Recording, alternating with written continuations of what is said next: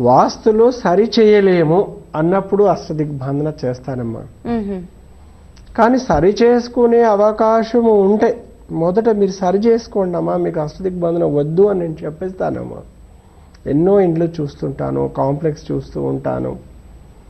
కానీ ఇప్పుడు ఇండ్లలో మనం చూస్తేనమ్మా శత్రువుని ఇచ్చే ఇండ్లు ఉంటాయమ్మా. అంటే మనం ఉద్యోగం చేయొచ్చు, వ్యాపారం చేయొచ్చు, ఇంకేదైనా మన వెంబడి శత్రువులు ఊకే ఇబ్బంది పెడుతూనే ఉంటారు. శత్రువుని తీసుకొచ్చే నిర్మాణాలు ఉంటాయమ్మా. మృత్యువుని తీసుకొచ్చే నిర్మాణాలు ఉంటాయి. అంటే అన్ఎక్స్పెక్టెడ్గా అకాల మృత్యువులు. ఇంట్లో ఒక కుటుంబ సభ్యులు అందరం కలిసి ఒక 7-8 మంది ఉంటాము, తల్లి తండ్రి పిల్లలు, అంతే కదమ్మా. కానీ ఏదో ఒక సంవత్సరానికో 6 నెలలకో ఏదో ఒక మృత్యువు దగ్గరికి తీసుకుపోయి వస్తుంటాయి కొన్ని ఇండ్లు. మృత్యుశాలలు అంటారు. అట్లా శత్రుశాలలు, శత్రువుని వచ్చి అంటే ఆ నిర్మాణాలు అలా ఉంటాయమ్మా. ఆ నిర్మాణాలు ప్రత్యేకంగా అలా కట్టేసుకుంటారు, కర్మానుసారం కట్టుకుంటారు. కావాలని ఎవరు కట్టుకోరు. అంటే ఏ రకమైన వాస్తు దోషాలు ఉంటే ఇలాంటివన్నీ జరుగుతూ ఉంటాయంటారు? చెప్తానమ్మా.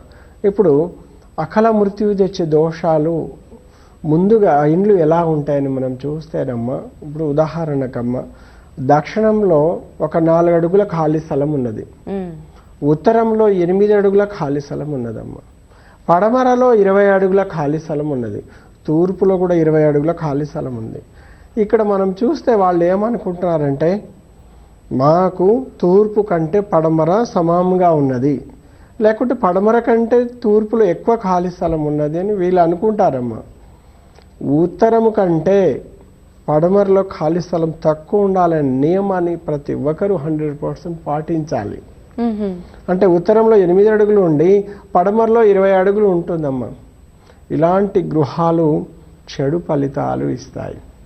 ఎలా ఇస్తాయి? ఫలితాలు ఇచ్చే ముందు దొంగతనాలు జరిగిపోవడం ఆ ఇండ్లలో, ఆ తర్వాత చిన్న చిన్న ఆర్గ్యుమెంట్స్, ఆ తర్వాత చిన్న చిన్న ఇండ్ల మీద కేసులు లాంటివి రావడం. అంటే ఒక నష్టం జరిగిన తర్వాత ఏమేం జరుగుతాయో ఇక్కడ చిన్న చిన్నగా చూపిస్తూ ఉంటాయి.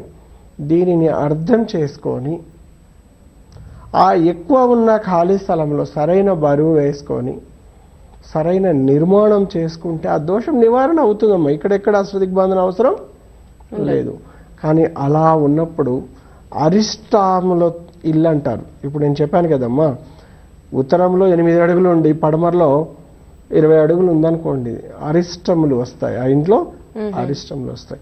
ఇంకా వాళ్ళకు తెలియక వాయుమూల కప్పు ఉంటే మాత్రం ఇక అది ఒక ఘోరమైన ఇల్లు. ఎన్ని లక్షలు కోట్ల రూపాయలు పెట్టి కట్టుకున్న మంచి సత్ఫలితాలు ఇవ్వమ్మ. ఎప్పుడు అరిష్టం, ఎవరో ఒకరి మీద ఏడుపు అనేది ఉంటుంది.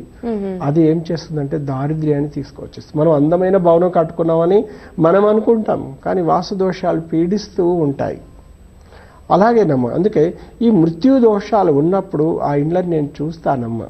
చూసి సరైన సలహాని తప్పనిసరిగా ఇస్తాను.